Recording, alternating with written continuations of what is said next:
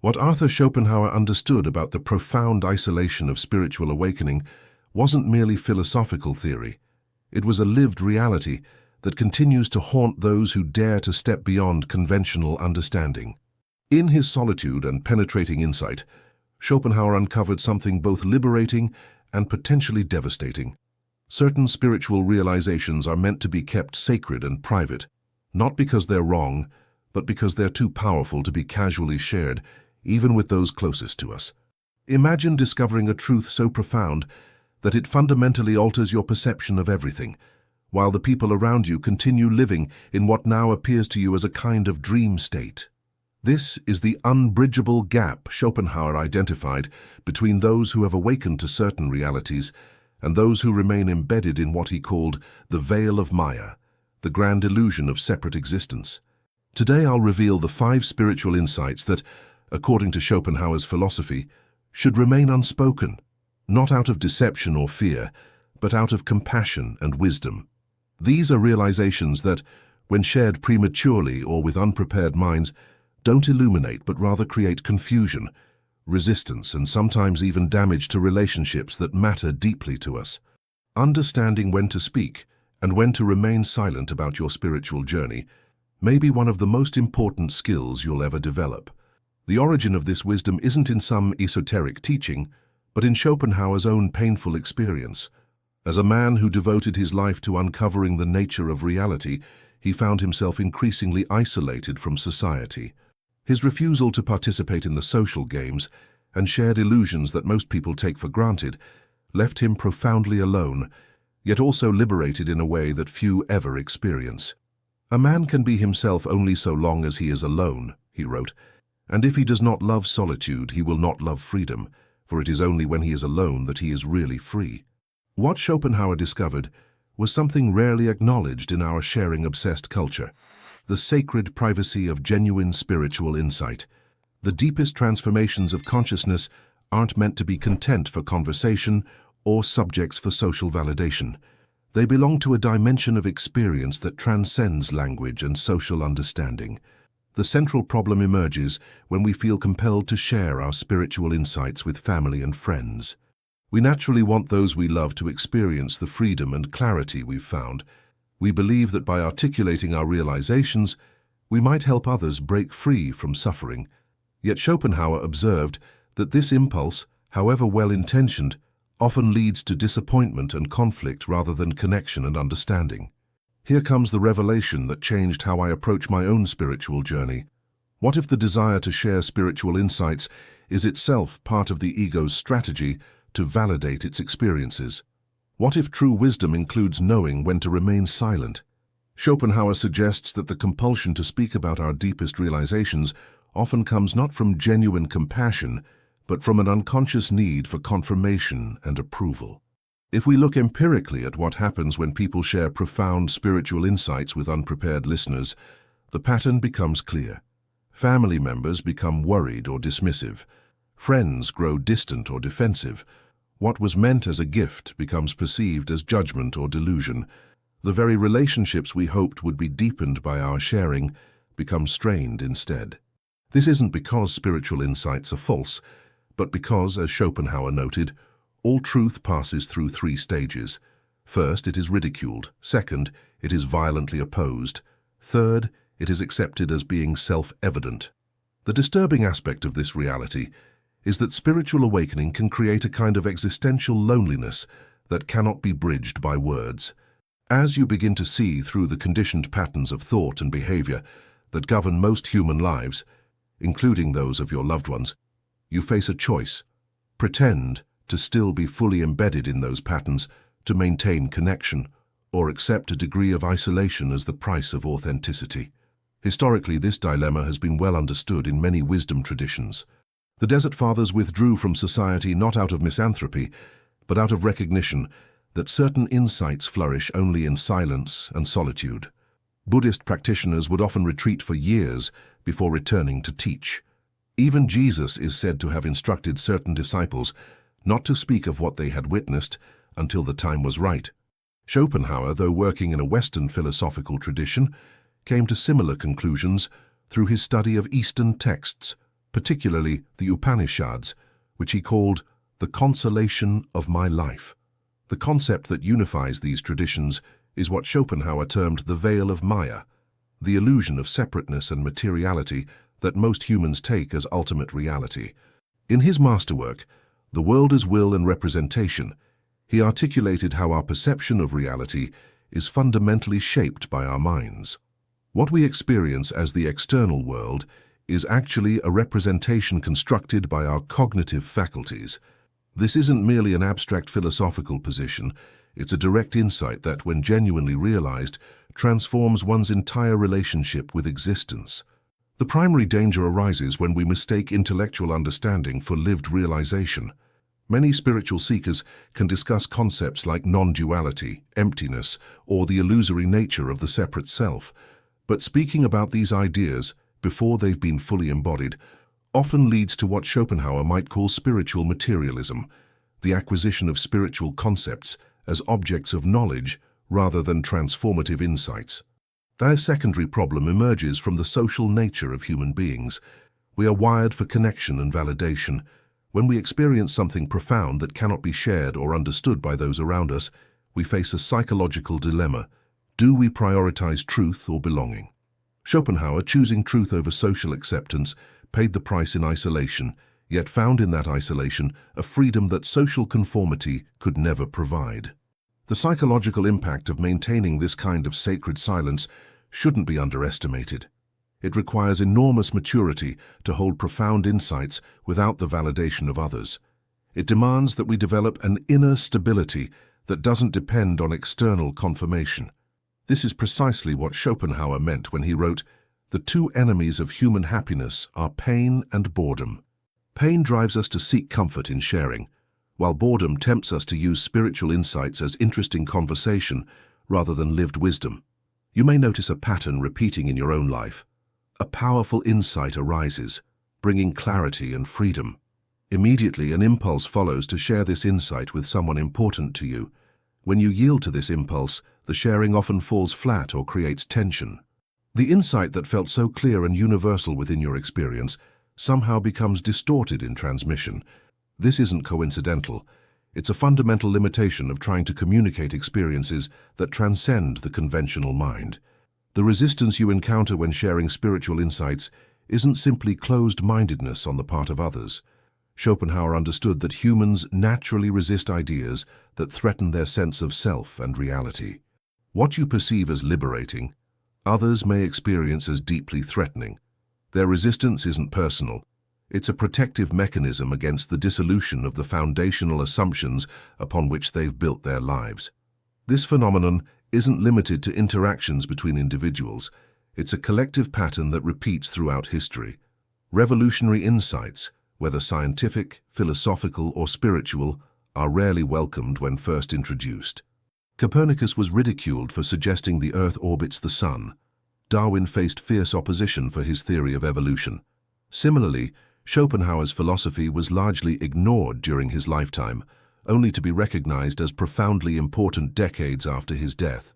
When we examine these patterns systematically, we can identify specific categories of spiritual insights that, according to Schopenhauer's philosophy, are particularly unsuited for casual sharing.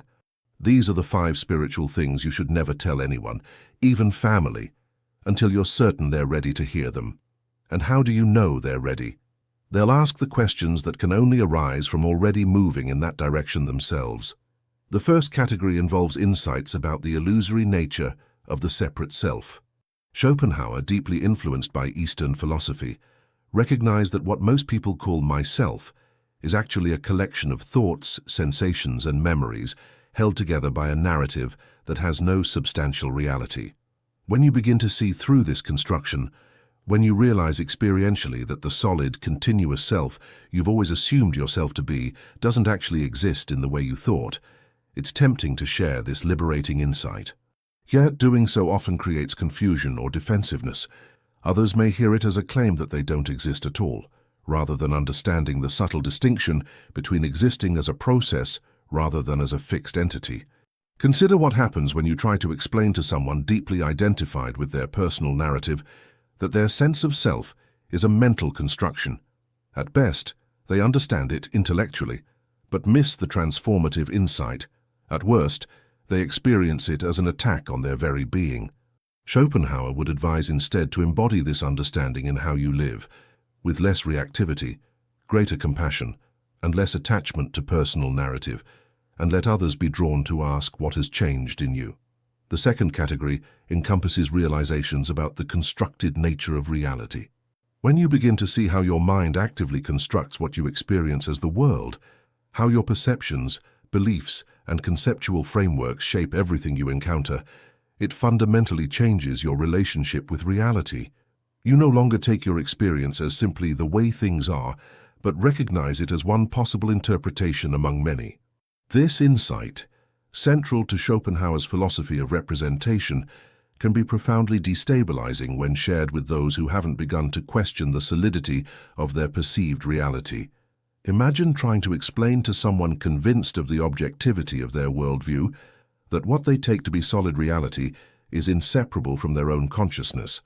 They're likely to dismiss you as relativistic or deluded.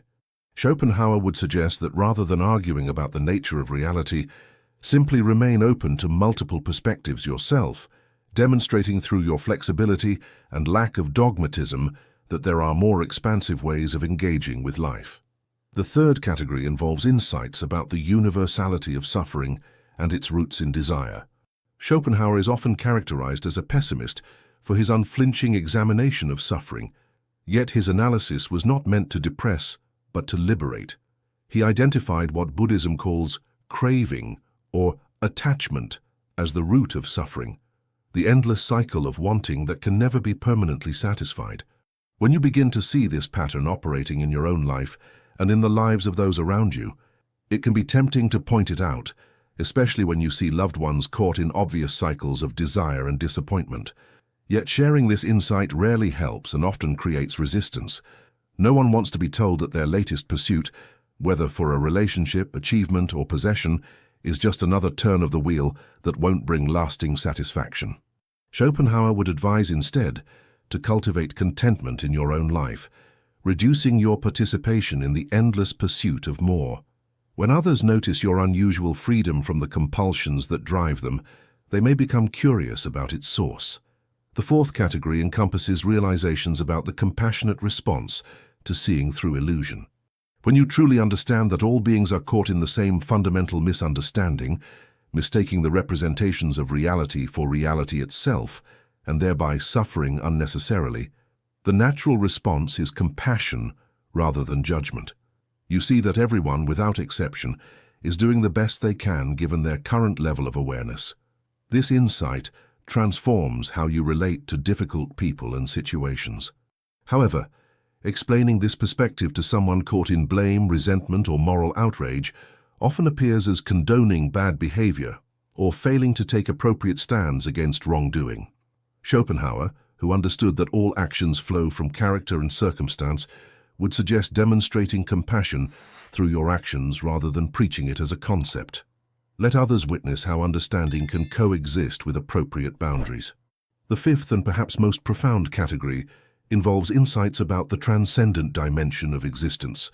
Whether experienced as awareness itself, consciousness without an object, or what some traditions call spirit or God, this recognition that there is a dimension of being that transcends the personal mind can be the most transformative and the most impossible to convey in words. Schopenhauer, despite his reputation as an atheist, recognized something beyond the material that he approached through art, ethics, and the denial of will. Trying to speak of this directly to those who haven't experienced it themselves typically leads either to misunderstanding, they think you're talking about conventional religious beliefs, or dismissal. They categorize you as irrational or superstitious. Instead of speaking about the transcendent, Schopenhauer might suggest allowing it to shine through you in moments of presence, creativity, and compassionate action. Let your being, not your words, point to what lies beyond concepts. The integration process for these 5 categories of insight isn't about permanently hiding your spiritual understanding, but about developing the wisdom to know when, how, and with whom to share. It's about recognizing that true communication happens on multiple levels, and sometimes Silence communicates more effectively than words. Schopenhauer, who felt compelled to write despite the lack of reception during his lifetime, nevertheless understood that the deepest truths resist direct expression. The danger in premature sharing of spiritual insights lies not just in misunderstanding, but in the potential to create barriers where we hope to build bridges. When you speak of realizations that transcend conventional understanding to someone operating entirely within conventional frameworks, you don't create connection, you highlight separation. The very insights that could ultimately unite us more deeply can temporarily drive us further apart when shared before readiness. Negative examples of this phenomenon abound. Consider the spiritual seeker, who, having had a powerful insight into the illusory nature of the separate self, tries to explain this to family members during a holiday dinner, creating awkwardness and concern rather than understanding. Or the person who, recognizing the constructed nature of social conventions, becomes critical of others' participation in them, not realizing that this criticism itself comes from a place of subtle spiritual pride rather than genuine liberation. Positive examples show a different approach. The practitioner who, having seen through the illusion of separateness, simply becomes more present, kind, and attentive in family relationships without needing to explain why. The person who, understanding the roots of suffering and desire, gradually simplifies their life and finds contentment with less, inspiring others through example rather than explanation. Schopenhauer himself, despite his reputation for irascibility, showed kindness to animals and supported charitable causes, embodying his ethical insights through action rather than proclamation. Your personal transformation in relation to these 5 categories of insight follows stages that Schopenhauer might recognize. First comes the intellectual understanding, where concepts make sense but haven't fully penetrated your lived experience. In this stage, there's often a strong desire to discuss and share these new ideas. Next comes the beginning of experiential realization, where insights start to transform how you perceive and relate to the world. The compulsion to share often intensifies here, as the contrast between your new understanding and others' conventional perspective becomes more apparent. As integration deepens, a different quality emerges, what we might call wisdom. You begin to recognize the limitations of language in conveying direct experience. You develop greater discernment about when sharing might be helpful and when it might create obstacles. You learn to translate insights into appropriate language for different audiences, speaking in ways that can be received rather than resisted. Finally comes embodiment, where the insights are so fully integrated that they naturally express themselves through your way of being, requiring no explanation or discussion. There are traps and warnings along this path. The trap of spiritual bypass, using spiritual insights to avoid dealing with practical challenges or emotional wounds. The trap of spiritual materialism, collecting insights as achievements rather than allowing them to transform you. The trap of spiritual pride, subtly positioning yourself as more evolved or aware than others. The trap of spiritual isolation, using the gap in understanding as justification for disconnection rather than finding new ways to relate authentically within the limitations of shared language. Schopenhauer would likely warn against another danger, using spiritual insights as a form of escape from engagement with life. While he valued solitude and contemplation, he also recognized the importance of creative expression and ethical action.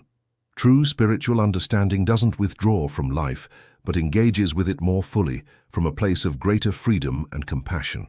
The maintenance of this balance between honoring your deepest insights and remaining connected to those who may not share them requires ongoing attention.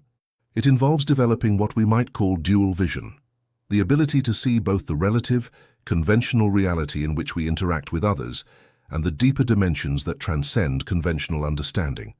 It means being bilingual, fluent, both in the language of everyday concerns and in the language of spiritual realization, knowing when each is appropriate.